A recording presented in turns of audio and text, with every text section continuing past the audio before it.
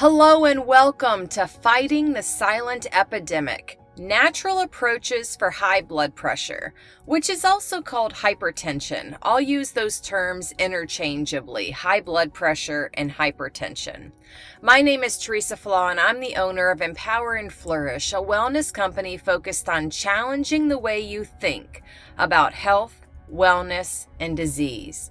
Did you know that hypertension is not actually a disease of its own? It's commonly thought of as a disease by the general public, but hypertension or high blood pressure is really just your body's responding to a stimulus that then causes your blood vessels to constrict. So high blood pressure is an effect, not actually a disease. Today we're going to talk about what high blood pressure is, the risks of having high blood pressure, how you develop high blood pressure, and common mistakes people make when taking or measuring their blood pressure. We're going to talk about treatment options and then how I can help you to lower your blood pressure naturally if that's something that you're interested in. But let's start by talking about what high blood pressure is. How does it work? Well, anything that causes your blood vessels to constrict will increase your blood pressure. When there's less room for the blood to move through your circulatory system, pressure goes up. So when it's constricted, the blood kind of gets squished, there's less room, pressure goes up. A few of the common reasons why your blood vessels might constrict in the first place could be related to things like stress, caffeine, alcohol, dehydration, and sleep apnea. So it's important to have healthy circulation because how well or how effectively your blood is moving round and round impacts all of your body systems, including things like your immune function, your musculoskeletal function, your gastrointestinal or your gut health, and the health of your heart. Back when I taught nursing students, when I taught nursing school, particularly the critical care rotation, I used to teach the nursing students that in order to be alive, two things must happen. The air has to go in and out adequately, and the blood has to go round and round adequately. If those things are not happening, you have a problem. And this conversation about high blood pressure is no different. Your air has to go in and out adequately, but your blood also has to go round and round adequately, or you have a problem.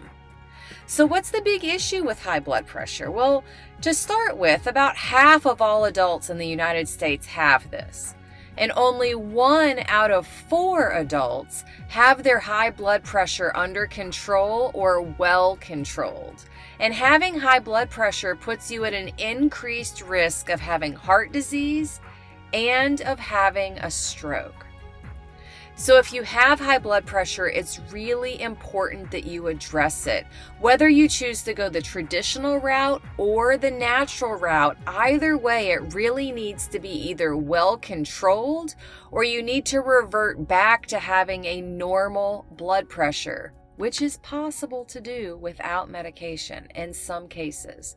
But either way, you've got to do something about it so you don't injure your heart or have a stroke. So how does high blood pressure develop? How do you get it? Well, through a series of what we're going to call insults, okay? Through a series of insults that are coming from 4 main categories. Coming from categories of mental or emotional stress, sleep disruptions, blood sugar imbalance, and systemic inflammation. So what happens is this series of continuous insults causes an abnormal vascular response, which causes vascular constriction. So the stress, the sleep disruptions, blood sugar imbalances, and inflammation cause your blood vessels to constrict, to squish down on that blood, which increases your blood pressure. Does that make sense? I used to roll my eyes in my younger years and more naive years anytime I heard somebody blame my poor health or patients' poor health on stress. When I was in the Navy, I used to hear that all the time. You just need to lower your stress, eat better, and exercise, right? Have you heard that? It wasn't until many years later that I realized the significance that mental and emotional stress play on our overall health. This type of stress causes us to be in a heightened state of awareness. It increases our blood sugar, it increases our pulse or our heart rate, it increases our blood pressure, and it decreases our body's ability to fight off things. It decreases our immune defense system, and it decreases digestion. And I could go down a rabbit hole and talk for many minutes about why decreasing your digestion is so problematic. But I'll give you the fast answer. You need the vitamins and nutrients and phytonutrients and all of the good stuff that you're getting from some of the good foods you're eating. And if your digestion is decreased, you're not getting that. Now, there are both short-term and long-term consequences for each of these things.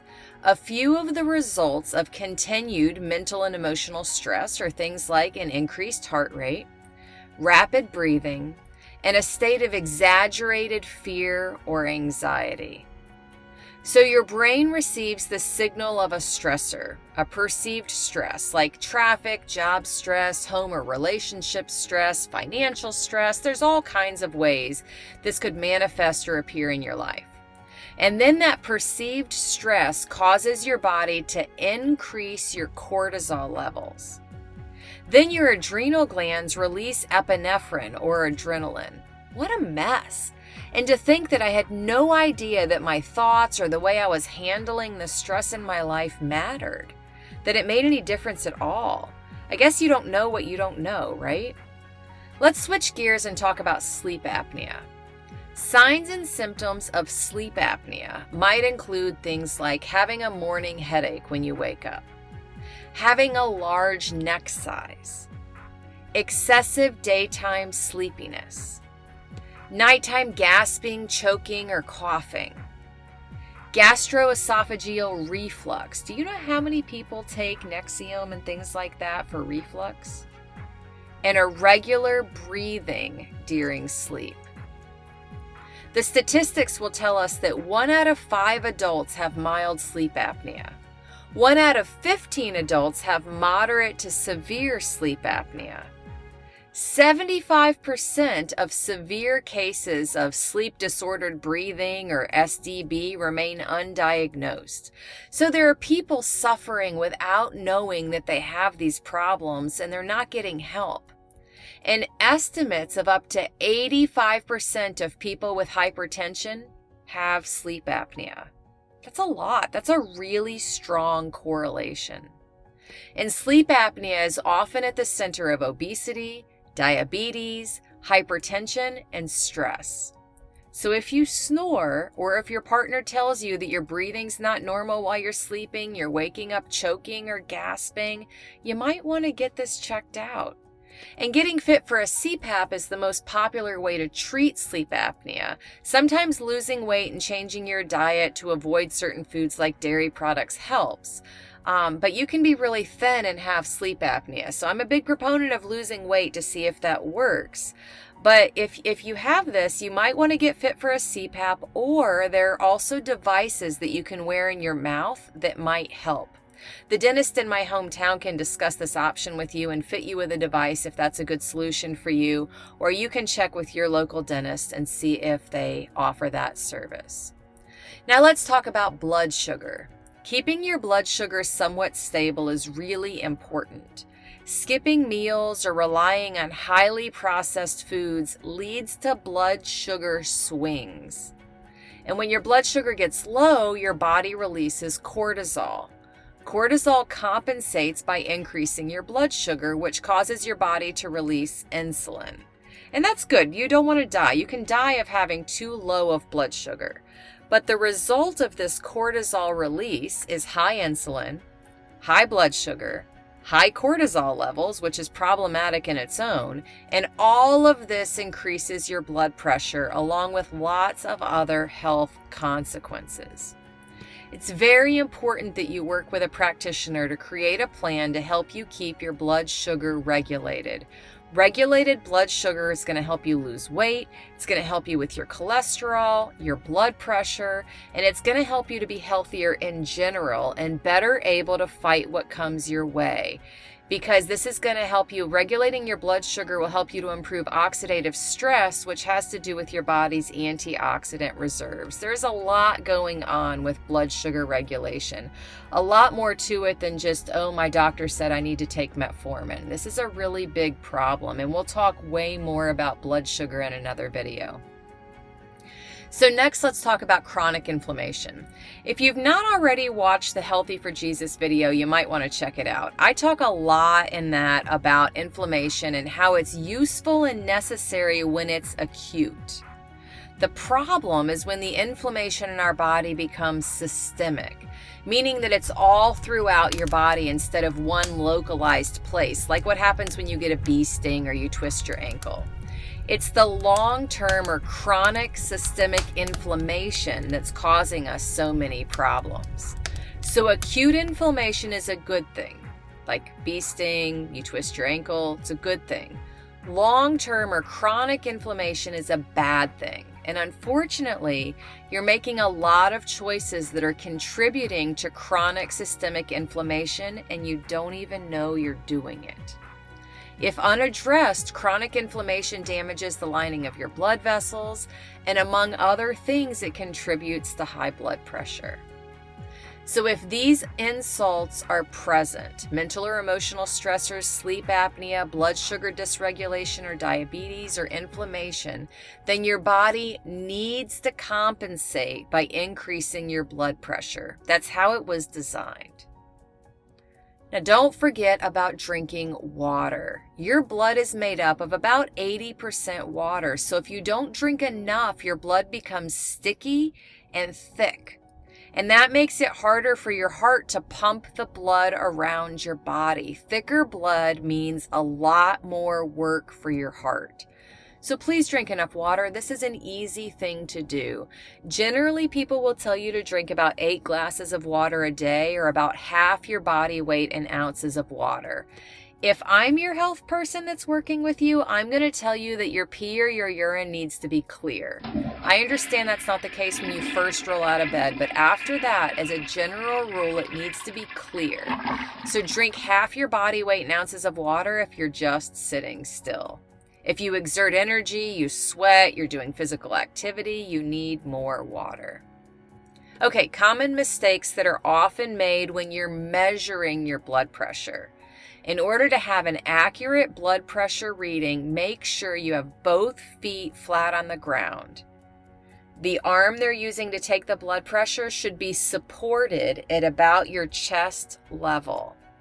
You need to be sitting still for about 5 minutes with an empty bladder and have had no caffeine in the hour prior to getting your blood pressure checked, and no exercise for 30 minutes prior.